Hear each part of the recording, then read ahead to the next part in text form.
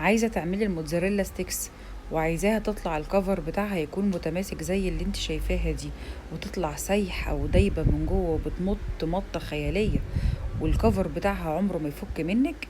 يلا بينا شوف الفيديو ده. هنجيب معانا الموتزاريلا ستيكس سواء كانت جاهزة او بلوكات زي اللي انا جايباها. هنجيب الكفر بتاعها دقيق، ونحط عليها معلقتين نشا، ملح، فلفل اسمر، توم باودر، بصل باودر، بابريكا مدخنة، وهنجيب لبن ونص كوباية لبن وعليها بيضتين وبقسماط ناعم.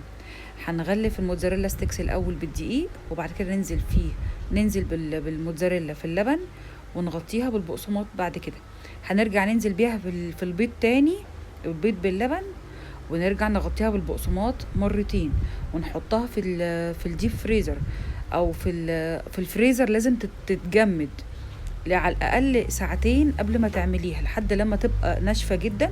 تنزلي فيها